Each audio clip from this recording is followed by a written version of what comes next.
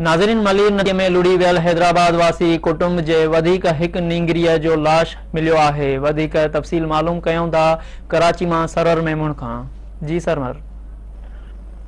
जी बिल्कुल, ही जो अफ़सोसनाक वाक़ियो गुज़िर रात पेश आयो जंहिंमें हिकु कार खे लुड़ंदे मली नदी में ॾिठो वियो, जंहिंजो बर वक़्तु पुलिस खे ऐं रेस्क्यू अमले खे इतला ॾिनी वियो। बर वक़्तु ऑपरेशन शुरू कयो वियो, मगर उनजो को ॾस पतो पइजी न सघियो। जीअं सुबुह जो रोशनी खां पोइ वधीक रेस्क्यू अमलो आयो, जेका बि मुसलसल ॻोल्हा कई वई त सिर्फ़ु गाॾी हथ अची सघी, जॾहिं त गाॾी में सवार 7 खां वधीक माण्हुनि जो को ॾस पतो पइजी न सघियो। मुसलसल ॻोल्हा खां पोइ एडी जे रज़ाकारनि हिकु नींगल जेको रिशा जो पुटु 11 वरी जो मूसा नाले सां सुञाणप थी, उन जो लाश हथ कयो वियो।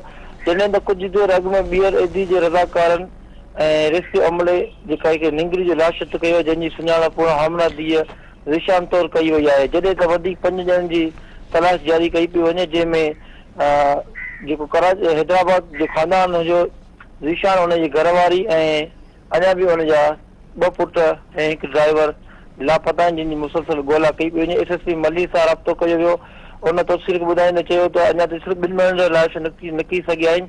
जॾहिं त वधीक जेके 5 माण्हू ॿुॾी वञु ख़दशो आहे, त उहो जेको मली ॼण थो पाणी जेको आहे उन वेको तमामु तेज़ी सां वही रहियो आहे, त उहे लाश मुमकिन आहे त काफ़ी अॻियां निकिरी विया हुजनि, जंहिंजे लाइ हिन वक़्तु रेस्क्यू जेको ऑपरेशन 4 जाइयुनि ते जारी आहे, जंहिंमें बख्शानी ॻोठ आहे ऐं डमोली नंबर 8, डमोली नंबर 3, डमोली नंबर 6 ऐं नवाज़ पालारी जे भरिसां हिकिड़ो डैम आहे, वाटर पार्क जे भरिसां।